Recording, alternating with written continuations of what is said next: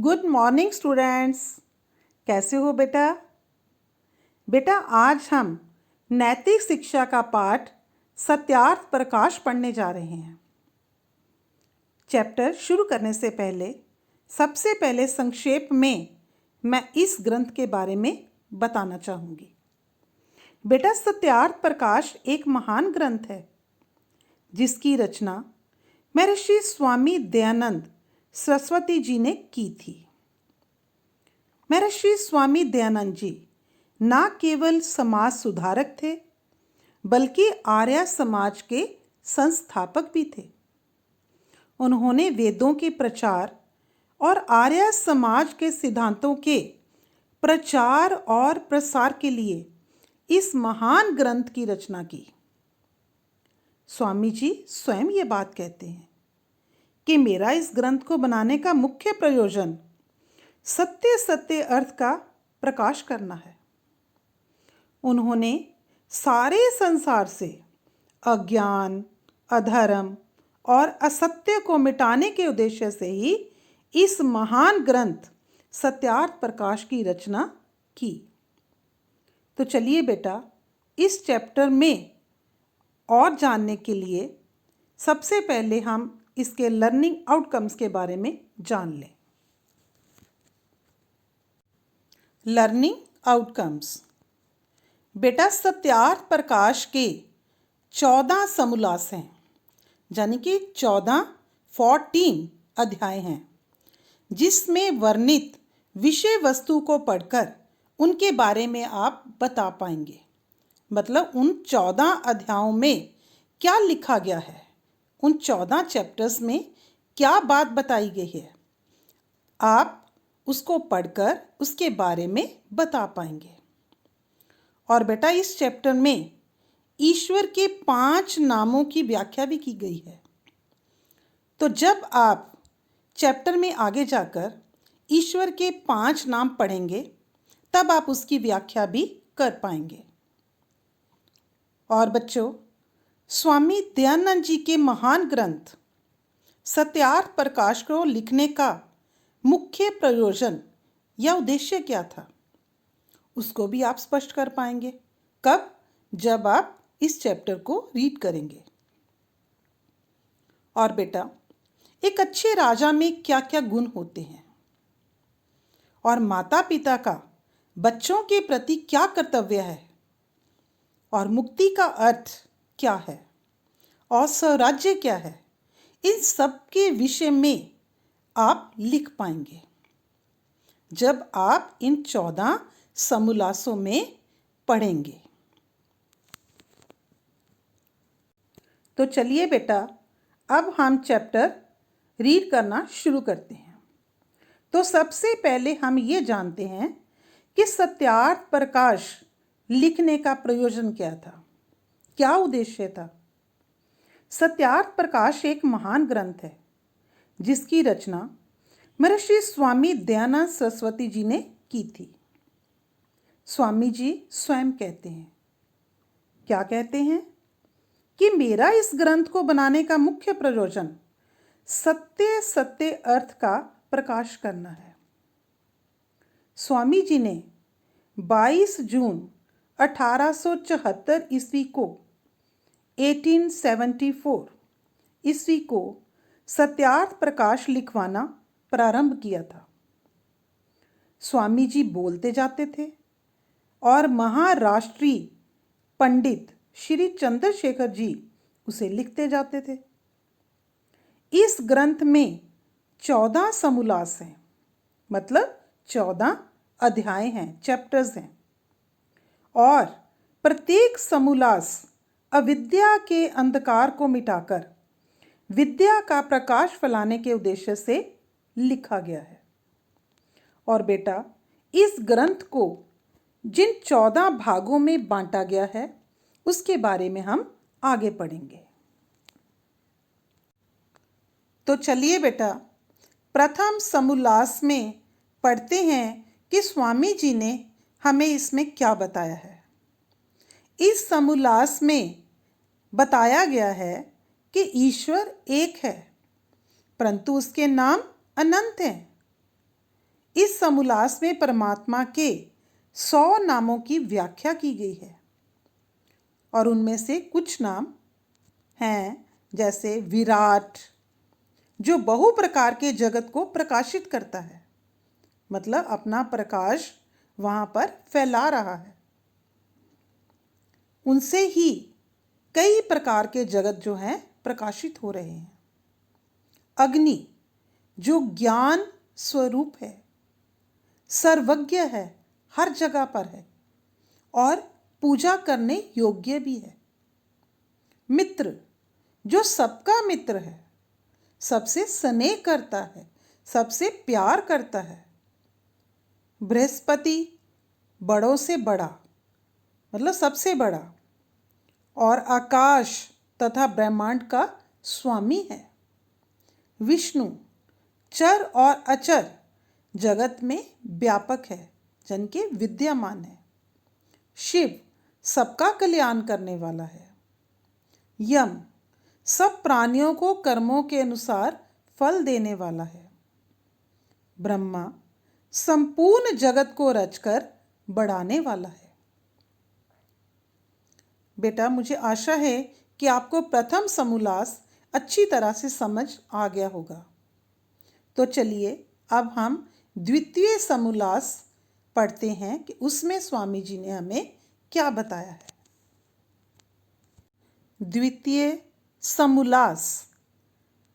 बेटा, इस समोल्लास में बताया गया है कि शिक्षा ग्रहण करना प्रत्येक लड़के और लड़की का जन्म सिद्ध अधिकार है और इस समोल्लास में माता को बच्चे का परम गुरु माना गया है और 5 वर्ष तक माता को ही बच्चे को शिक्षित करना चाहिए बताया गया है और 6 से 8वें वर्ष की आयु तक, मतलब 6 से 8 ईयर्स तक बालक को पिता से शिक्षा प्राप्त करनी चाहिए और 9 वर्ष की आयु में, यानी कि 9 ईयर्स में, बालक को आचार्य के पास गुरुकुल में जाना चाहिए, अर्थात शिक्षा प्राप्त करने के लिए आचार्य के पास गुरुकुल में जाना है।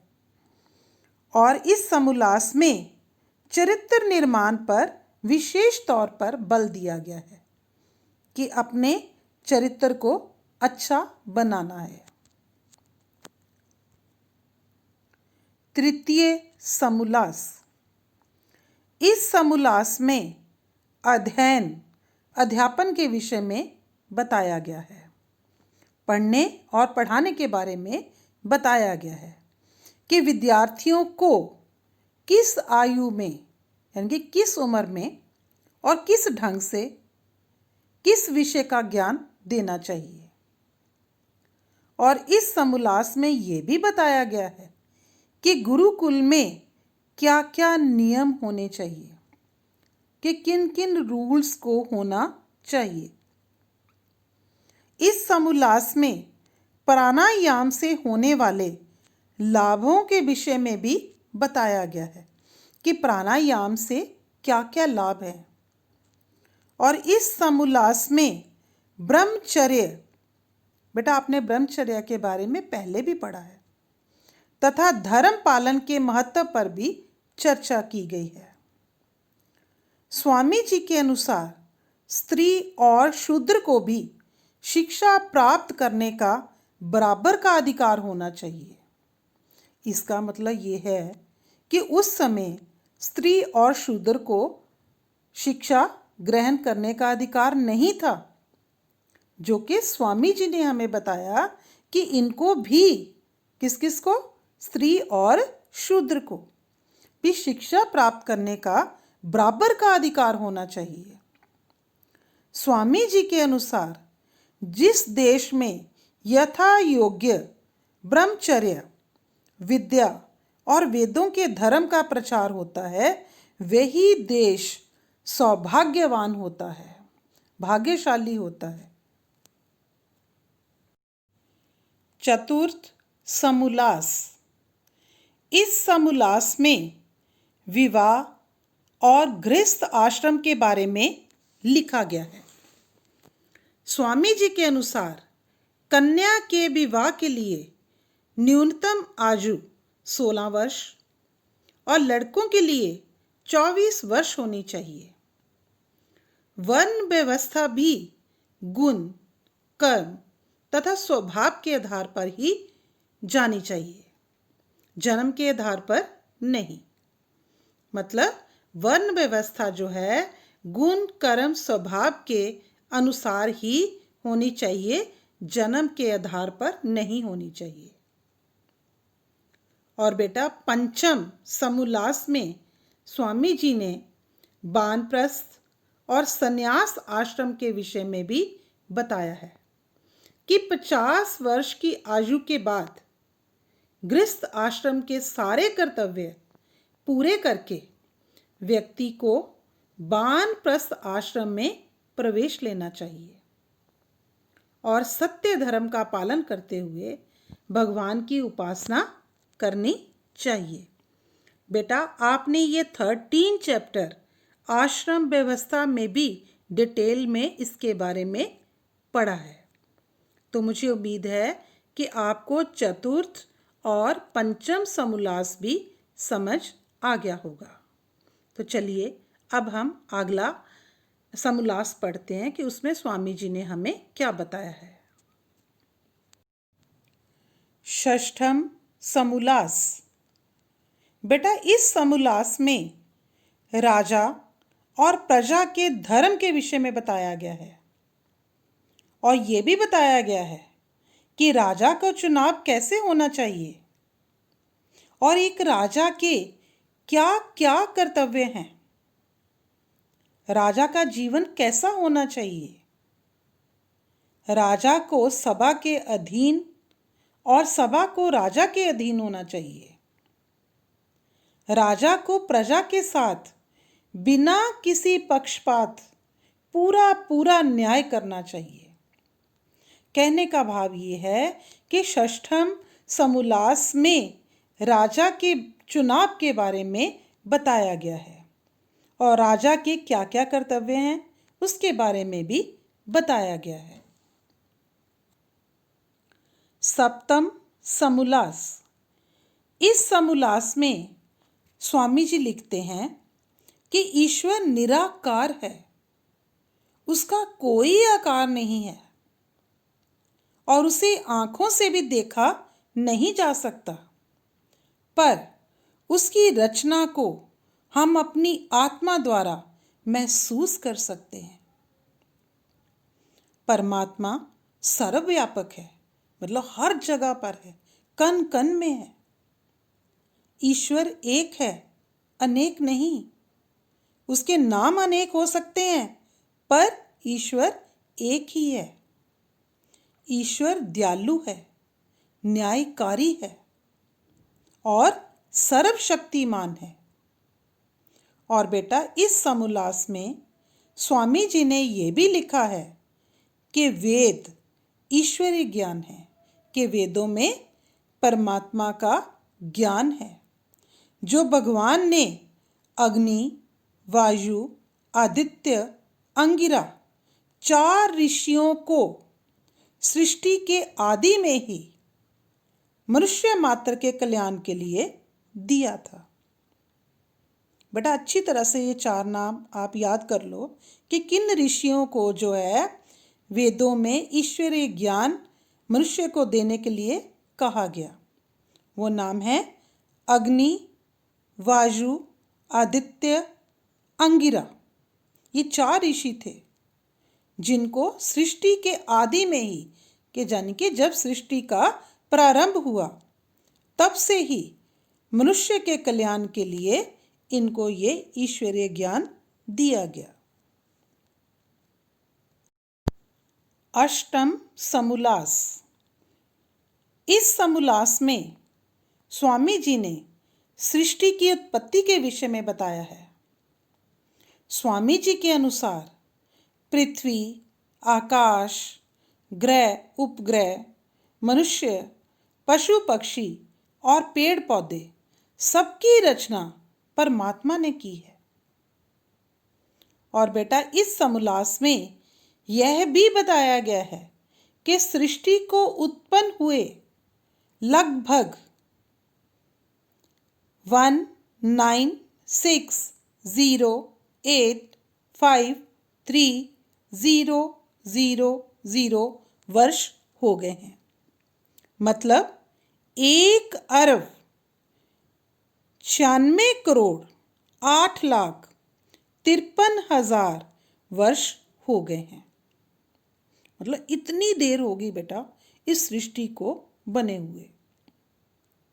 और इस समोल्लास में यह भी बताया गया है कि विदेशी राज्य चाहे कितना भी अच्छा क्यों ना हो, पर स्वदेशी राज्य के समान नहीं हो सकता, अपने देश के समान नहीं हो सकता। और विदेशी राज्य में कोई भी व्यक्ति सुखी नहीं रह सकता। जो सुख अपने देश में रहने से है वो कहीं और नहीं है, विदेश में नहीं है। ऐसा स्वामी जी ने बताया है। किसमें? अष्टम समोल्लास में।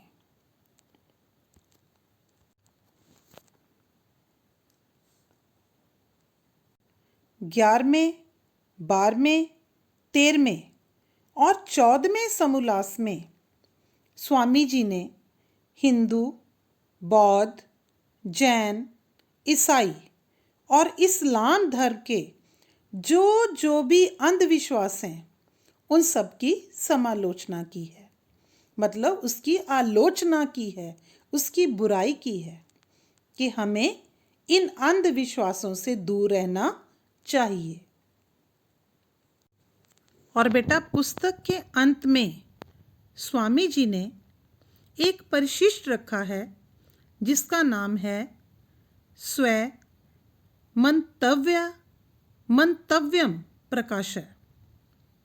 जो भी इन 14 समोल्लासों को पक्षपात रहित होकर न्याय दृष्टि से देखेगा उसकी आत्मा में सत्य अर्थ का प्रकाश होकर आनंद होगा। और जो इन 14 समोल्लासों को हठ, दुराग्रह और ईर्ष्या भाव से देखेगा और सुनेगा उसके लिए इस ग्रंथ का सही अर्थ समझ पाना बहुत ही कठिन होगा।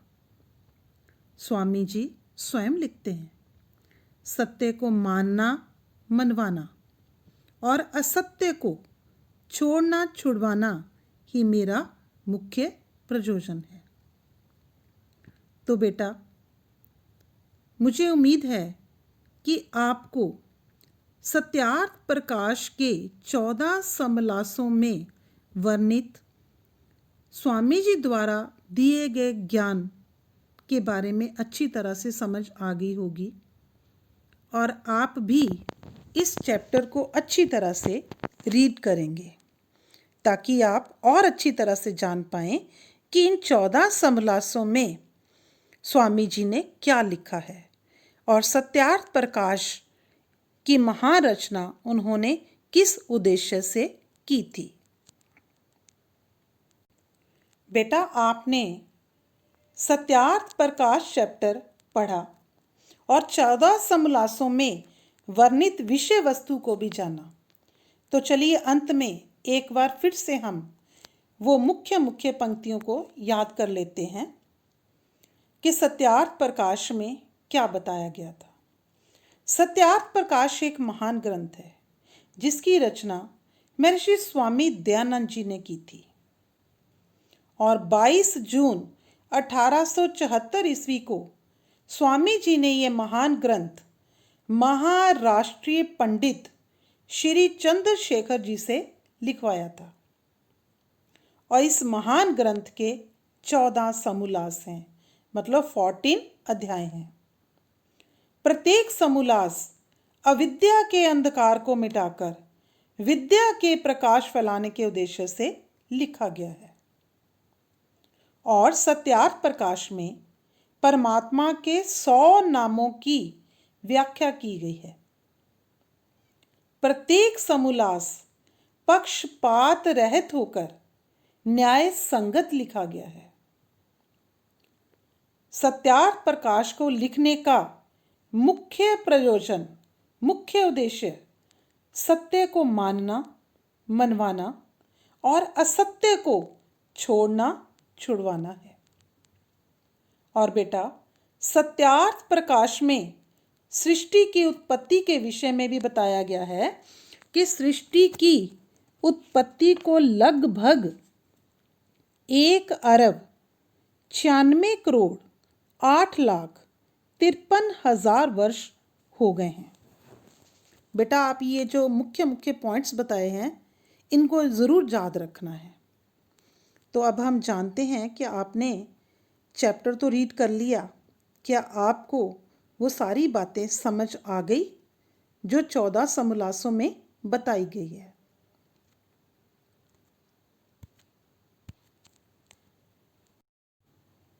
तो बेटा अब आपने 14 समोल्लासों में वर्णित विषय वस्तु को पढ़ लिया है, तो अब आप उनके बारे में भी बता पाएंगे। और बच्चों ईश्वर के 5 नामों को लिखकर अब आप उनकी व्याख्या भी कर लोगे। क्यों? क्योंकि आपने उनके बारे में चैप्टर में पढ़ लिया है। और स्वामी दयानंद जी के महान ग्रंथ सत्यार्थ प्रकाश को लिखने का उनका क्या उद्देश्य था, क्या प्रयोजन था, इस बात को भी आप अच्छी तरह से अब स्पष्ट कर पाएंगे। और बच्चों आपने समोल्लासों के अंदर यह भी जाना कि एक अच्छे राजा के क्या क्या गुण होते हैं, माता पिता का बच्चों के प्रति क्या कर्तव्य है, मुक्ति का क्या अर्थ है और स्वराज्य क्या क्या अर्थ है। इन सबके विषय में अब आप डिटेल से लिख पाओगे। तो बेटा मुझे पूरी उम्मीद है कि आपको स्वामी दयानंद जी द्वारा रचित महान ग्रंथ सत्यार्थ प्रकाश के 14 समोल्लासों में 14 अध्यायों में वर्णित विषय वस्तु का पूरा पूरा ज्ञान प्राप्त हो गया होगा। अब आपने भी चैप्टर को अच्छी तरह से रीड करना है और जो मुख्य मुख्य पॉइंट्स आपको बताए गए हैं उनको भी आपने अच्छी तरह से याद करना है। तो बेटा मुझे उम्मीद है कि आप इन गाइडलाइंस को अच्छी तरह से अपने दिमाग में रखेंगे और चैप्टर को अच्छी तरह से रीड अवश्य करेंगे। धन्यवाद।